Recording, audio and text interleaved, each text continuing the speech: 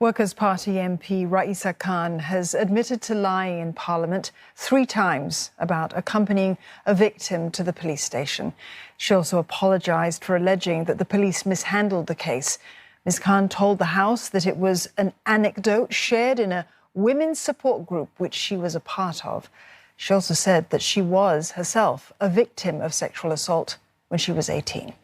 Ms. Khan will be referred to the Committee of Privileges for breach of parliamentary privilege. I should not have shared the survivor's anecdote without her consent, nor should I have said that I accompanied her to the police station when I had not. In sharing an anecdote without consent, I disregarded the principle of consent in discussions around survivors, consent, and sexual assault. As a survivor myself, I feel this failure deeply. It is important for me to take responsibility for my actions, for my error of judgment, and to set the record straight. I wish to correct the record by retracting the anecdote that I shared on the 3rd of August, and I wish to apologize to the Singapore Police Force.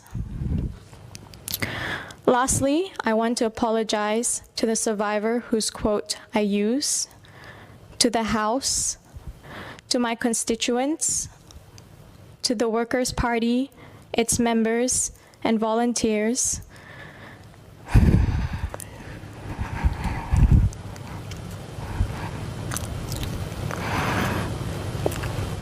and to my family,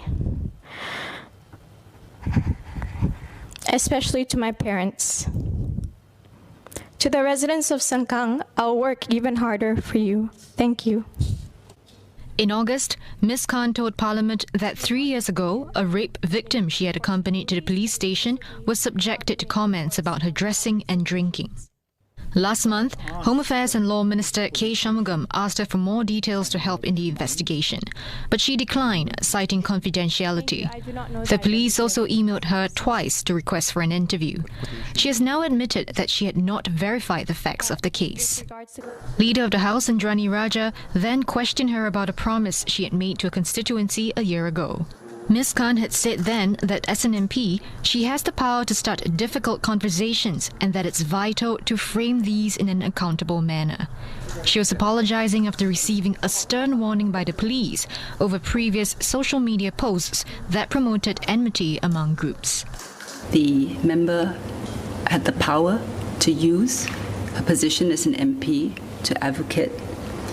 Can I ask the member that, having regard to the fact that the member has not been truthful to Parliament and not able to substantiate the allegations because the member had no details, would the member regard that promise last year to the residents of Sengkang to have been kept? Yes, I do, because I'm here today and I'm accountable for my actions.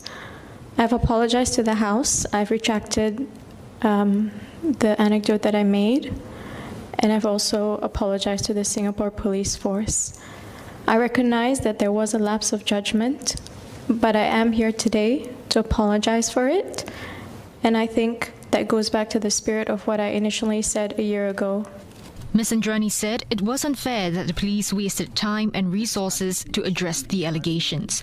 She added that the lies also undermined efforts to encourage survivors to report their assaults. And while she sympathizes with Ms. Khan's personal circumstances, Ms. Indrani said that it was necessary to refer the matter to the Committee of Privileges. It undermines the trust.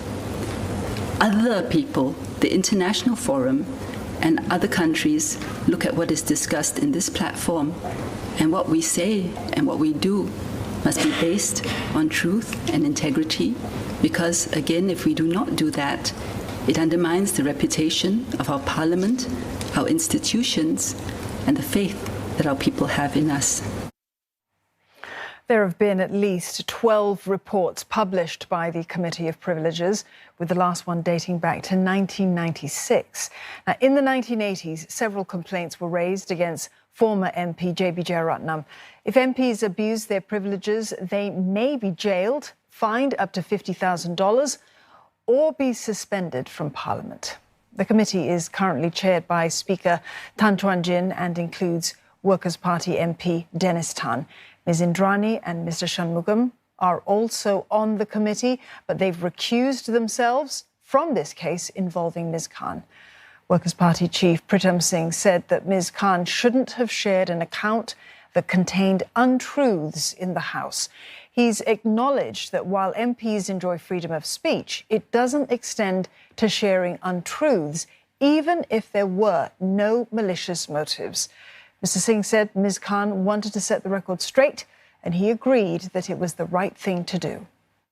Much will depend, on the sort of representations that the Workers' Party and Ms. Khan might make, in addition to what has been said in Parliament today. This is not the first time that she has made very serious allegations against the police. I think it's something that she would have to be very mindful of. And the committee, will certainly probably have to take that into consideration as well.